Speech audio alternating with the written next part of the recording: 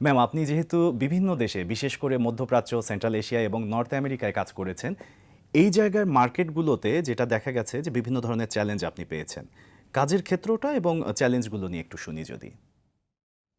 Sure. আমি যদি শুধুমাত্র এআই নিয়ে কথা বলি, আম এইসব ডিফারেন্ট মার্কেটে স্পেশালি ডিমান্ডটা খুবই ডিফারেন্ট। মানে ওরা এআইটাকে কিভাবে অ্যাডাপ্ট করে, that was very interesting. Hmm, hmm. For example, middle east আপনি যদি চিন্তা করেন, if I do a comparison, I will say middle east north America থেকে অনেক এগিয়ে আছে এআই হুম, জার্নিতে।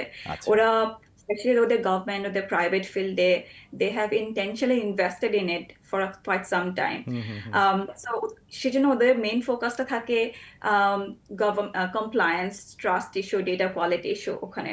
আমি যদি এশিয়ার কথা চিন্তা করি, এশিয়ান মার্কেট খুবই কস্ট সেন্সিটিভ মার্কেট। আচ্ছা। সো ভ্যালুর সাথে সাথে ওরা এমন একটা প্রোডাক্ট চায় বা এমন একটা সলিউশন চায় যেটা খুবই কস্ট এফেক্টিভ হবে, হুম, হুম, হুম। খুবই তাড়াতাড়ি আরওআই পাওয়া যাবে। যেখানে নর্থ আমেরিকা অবশ্যই এআই নিয়ে অনেক কাজ করছে, অনেক আর&ডি হচ্ছে, হুম, হুম। কিন্তু ওরা স্কেল চিন্তা করে যে আমি কিভাবে বিগ ভলিউমে এটাকে ইমপ্লিমেন্ট করতে পারবো। সো ওদের আচ্ছা। জন্য প্রাইভেসি, এথিক্যাল ইমপ্লিমেন্টেশন, হুম, এথিক্যাল হুম, হুম। এআই গাইডলাইন ওগুলো অনেক বেশি ইম্পর্টেন্ট, যেটা হয়তো হুম, বা হুম, হুম। সেন্ট্রাল এশিয়া অথবা এশিয়ার জন্য অত বেশি ইম্পর্টেন্ট না। হুম, hmm, hmm, hmm. So depends on যে প্রতিটা মার্কেট কতটুকু ম্যাচিওর, হুম, কতদিন হুম, হুম। আগে থেকে আসলে এআই নিয়ে কাজ করছে, কতটুকু উইলিং টু অ্যাডাপ্ট এআই, তার উপর মার্কেট ডিমান্ড এবং দ্য চ্যালেঞ্জেস ডিপেন্ডস। আচ্ছা, ম্যাম